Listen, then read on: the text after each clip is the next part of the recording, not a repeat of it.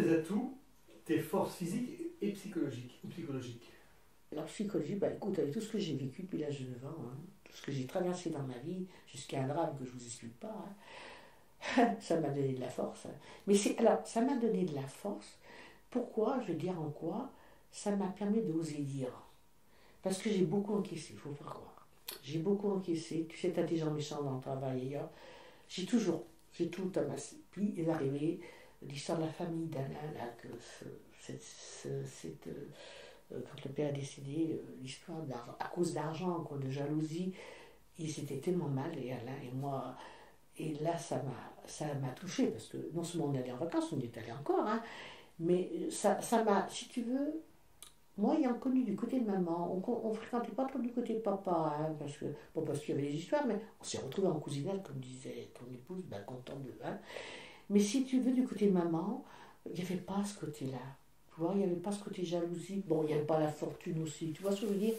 Mais pour de l'argent, tout foutre en l'air, toute une histoire de famille qu'ils ont vécu, qu'il y en ait qui est moins supporté que d'autres, mais c'est ce qu'il y a entre frères et sœurs, et que ça a entraîné tout un tas de choses.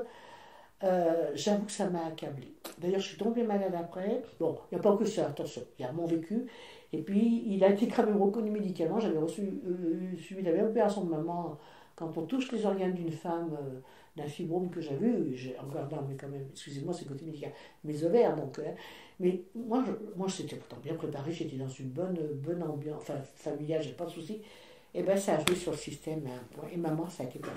Donc, quand tu as traversé tout un tas d'étapes, que tu as connu un père malade, que tu as connu le milieu hospitalier, que tu as peur de perdre ton père, que ta maman, ça s'est très mal passé et tout, et bien après, puis tu défends ton mari, ton fils. Il n'y a rien à faire.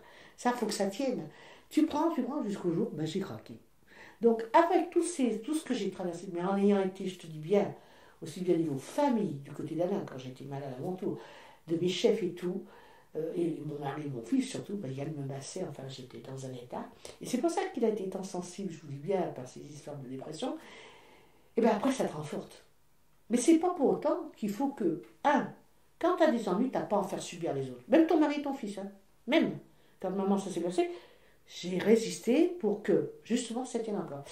Et encore moins vis-à-vis de tes amis, encore moins dans ton travail. Tu comprends? Donc, et maintenant, quand ça va pas, avec l'âge que j'avais, tout ce que j'ai vécu, mais sans pour autant être méchante, hein, loin de là, ça va pas, la personne, encore je l'ai fait il n'y a pas longtemps, un monsieur de 80 ans qui est là, et ben, ça qui est plus fort que moi, il a fallu que je discute devant le président. Non mais, voilà, mais une fois qu'on en a parlé, ben allez, on avance, quoi. Je ne vais pas lui, comme ça, et puis moi j'ai pas envie de m'en garder la vie, quoi. Voilà. Alors qu'est-ce qui plaît à moi, j'en sais rien.